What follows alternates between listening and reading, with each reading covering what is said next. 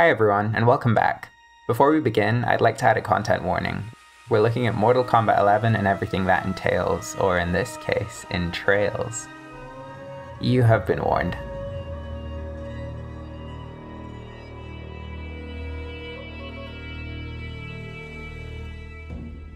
Diving straight into it, the Mortal Kombat 11 beta is available to those who've pre-ordered any version of the game on either PlayStation 4 or Xbox One.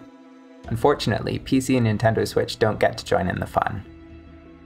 Weighing in at around 7 GB, the beta includes 5 characters whose names I'm sure I'm about to butcher, being Jade, Scarlet, Baraka, Scorpion, and Cabal, and 2 modes, the offline Classic Tower and online casual matches. The beta also includes a huge amount of customization options for each character. I won't go too in-depth on this, but it's really cool to see and seems like it's taking a lot of inspiration from Injustice 2. All of the customization options appear high quality with excellent texture and material work, and they mesh together really well. This is in line with the quality of the rest of the game. Characters appear detailed and animate beautifully in cutscenes with realistic skin and hair shaders. Gameplay animations have been much improved too, with a much less disjointed appearance than previous games in the franchise. The environments also do a good job of communicating their settings, be it an overcast temple or a grimy bar. While the special effects from moves and fatalities are just over the top enough, it's a great looking game for sure. This is enhanced by the presence of HDR on both consoles, which, while maybe not quite as contrasty as something like Horizon Zero Dawn, really emphasizes the highlights of Sparks and Metal well. Onto the metrics then, and let's start with resolution. From my analysis, Mortal Kombat 11 uses some kind of dynamic resolution on both of the enhanced consoles. On PlayStation 4 Pro, the highest resolution I saw was 1800p, or 3200 by 1800, which was noticeable in the customization menu, while the lowest number I saw was 1260p, or 2240 by 1260, which was right after a camera transition on the temple stage.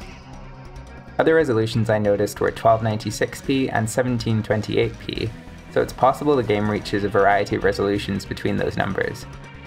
On Xbox One X, meanwhile, the highest observed resolution was a true 4K image, again seen in the customization menu, while the lowest recorded value was 1620p or 2880 by 1620, again after a camera transition on the temple stage.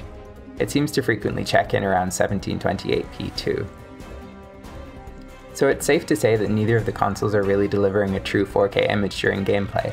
But given the genre, I think it's fair for the developers to prioritize a rock-solid 60 FPS instead of overly ambitious resolutions.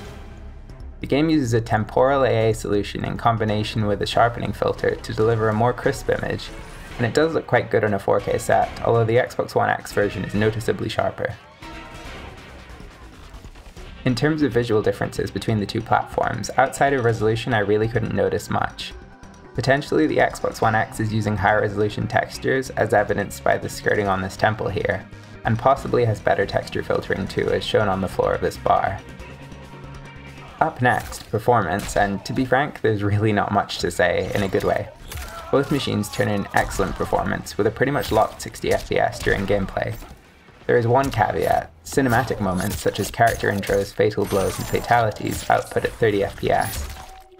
But these are correctly frame-paced, and given they're not interactive, it's not really a big deal. This is true across all the stages I tested.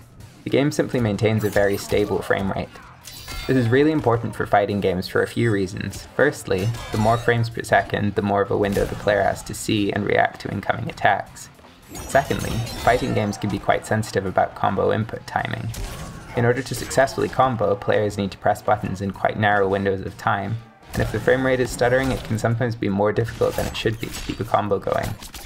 Lastly, fighting games like Mortal Kombat 11 are all about flashy action, and displaying that at a perfectly smooth 60 FPS is really important in giving the impression of polished software. Also, while we're here, shout out to Kano. This is a nice little background detail, and I'm hoping for more like this in the final game. Also, thank you Netherrealm for bringing the community this gift of a character design. He is dreamy. I only need 2 strikes to gut you. To online then. Mortal Kombat 11 offers quite a few options for the online mode in its menus, including both a connection quality indicator and a ping indicator. The connection quality indicator even displays if the connection is wireless or wired, and you can see these before accepting a match, which is great. Notice how this guy was too scared to fight my Wi-Fi warrior Scorpion. And that means that you can be discerning about your online experience even before a match starts. In terms of performance, the actual online mode runs the same as the offline mode, so you're looking at a locked 60 FPS during gameplay with 30 FPS cinematics. Based on this, then, Mortal Kombat 11 is shaping up well and presumably will be another hit for developer Netherrealm. They've really improved their craft this generation with some of the most striking fighting games available on the market.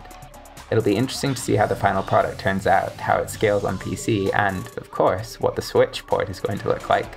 I'm certainly looking forward to that. If you enjoyed this video, please like, subscribe, or leave a comment. We read every single comment, and it's great to hear your feedback and answer any questions you have. Till next time.